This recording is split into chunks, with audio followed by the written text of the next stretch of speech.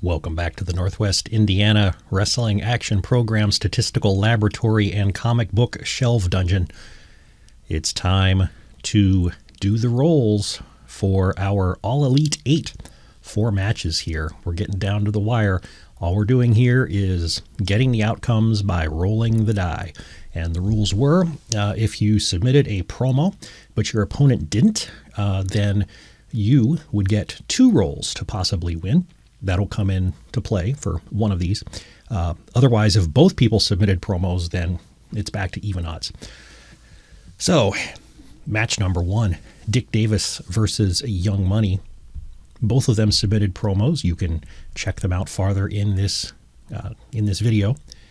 They will also be broadcast on WVLP next week.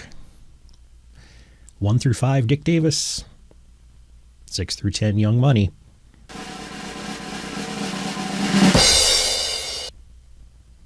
Dick Davis. I guess I better write that down so I don't forget. I mean, there's only 4 winners to pick, but, you know, I'm 53. I might forget. Okay, Richie Rothschild versus Cujo. Richie Rothschild 1 through 5, Cujo 6 through 10. Both of them submitted promos.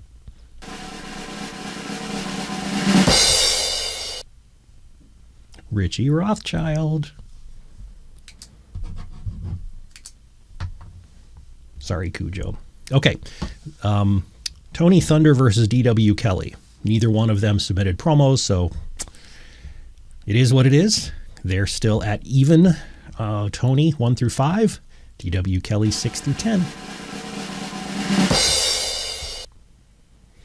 DW Kelly hanging in there. This is getting pretty exciting. And our last match, okay, this will be the fun one. As you remember, Billy the Kid made a sudden return to the tournament through some unexpected and unusual but legit circumstances. He is having a rematch against Fireball. Now, Billy the Kid did submit a promo. Fireball did not. So if he needs it, Billy the Kid gets a second roll in order to win. So on this first roll, it's Billy the Kid 1 through 5, Fireball 6 through 10. If Billy the Kid wins, he wins. If he loses, he gets another roll. So Billy the Kid 1 through 5, Fireball 6 through 10, possibly the first of 2 rolls.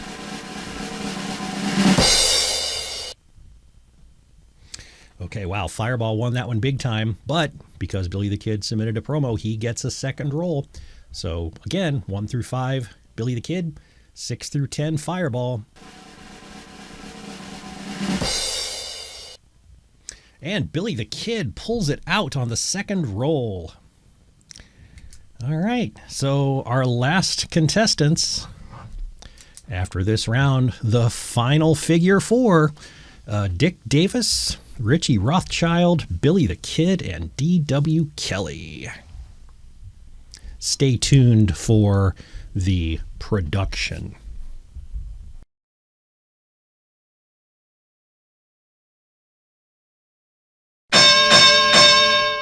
Your insubordination will not be tolerated.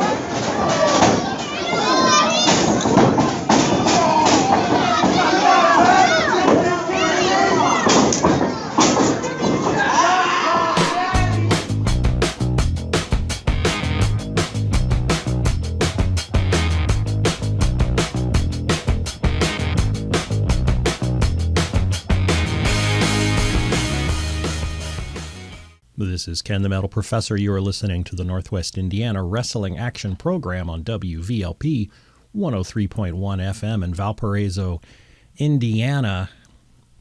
Tonight's show is a recap of Round 4, the All Elite 8 of the Northwest Indiana Empty Arena Wrestling Online Tournament. This tournament started with a field of 64. It's been whittled down to 8, and the matches took place at an undisclosed location earlier this week. I knew I was not going to be able to get there early to try to catch some people and get their thoughts before the matches, and so I had to solicit comments online in advance, and I will now let you listen to the submissions. The first match on the card featured Dick Davis against Young Money, two guys who were scheduled to have a match against each other at Backbreaker Wrestling until events started having to get postponed. So this was sort of a temporary holdover for them. Here's Dick Davis. Young Money, you're pretty lucky, pal. So you're lucky that Backbreaker Wrestling Winner Takes All was canceled. Because on that day, March 21st, 2020, you were supposed to step in the ring with me, weren't you? But now you have this. Now you have the Northwest Indiana Empty Arena Wrestling Tournament. But guess what? It's not going to make a difference. Because the result of this would have been the same result that you would have faced on March 21st. And that would have been losing to me and being sent home, crying to old money and mama money, and nobody was ever going to hear from you ever again. So feel lucky. Feel lucky, and I recommend praying and hoping that you never actually have to step in the ring with me, because you're going to face the same thing that all your other little high society buddies have faced already. Good luck. And in response to the words of Dick Davis, Young Money says this. I'm going to keep this real short and sweet for you there, Dick. First things first. Lucky is what all of your fans are. You see, they're lucky they didn't have to witness me toss you out into the streets without a pot to piss in after I became the Backbreaker Legacy Champion at Winner Takes All. But the way I see it, the word I want to use is fate. You see, it's fate that you and I meet up in this empty arena tournament. So let this be a precursor to the future, because when this is all said and done and we go back to normal, that belt better be shined up real nice, because it's going to look great around my waist. Cash rules everything. Oh, and by the way, no need to worry about mama and papa money. They know their sons cashing checks and breaking necks. See you down the road, kid. The second match also features people who are very familiar with each other, as you are going to hear in their own comments. First, Richie Rothschild. Cujo, not so long ago, we were on the same side. You, me, Johnny Motley, we were the wild ones. Oh, and we ran wild. We did whatever we wanted to whoever we wanted. But all great things must end. The fates told me that I was destined for greater things, so I split. And you split too. And I would say a better word for that is you cracked. You cracked under the pressure of being alone. So to hide that, you started to paint your face. Become some sort of beast, some kind of monster, if you will. I see through that facade, Cujo. And you're still the same flawed man I once knew. The monster you've made yourself doesn't scare me. Because it's my destiny to lay low anyone that steps in front of me. And who was once my friend will now be my foe. And his opponent, Cujo. So it's no secret that Richie Rothschild and I do have a bit of a history. And I'd be lying if I said that I wasn't looking forward to this match one day, considering where I've come from, considering that I used to be Richie Rothschild's manager, mostly because it means that I have the opportunity to prove that I'm not just somebody to carry around Richie Rothschild's bags all the time. Richie is a fantastic performer. He is dangerous in that ring. But as I said before, and as I will continue to say, you have nothing on the crazy that I have in my head. You can throw everything you want at me, and I promise you that it won't be enough. You will put me in the ground, and I will claw my way back up. Now, I'm sure Richie's going to say something like he's got a super cool head, and he can say really whatever he wants. It doesn't matter at the end of the day. Because I will pin him 1, 2, 3 in the center of that ring and truly prove that I belong in that ring. That all these little voices in my head that tell me to hurt people, every bit of me belongs in that ring. See you in a little bit, Richie. Next in line, Billy the Kid versus Fireball. Billy the Kid? Down but not out, Billy the Kid is back in this tournament. That's right, Chaos. Ding, ding, round 2. Let's dance, sucker. And by dance, I mean let's kill each other. I am a bit concerned that it could have been premature for Billy the Kid to re-enter the tournament.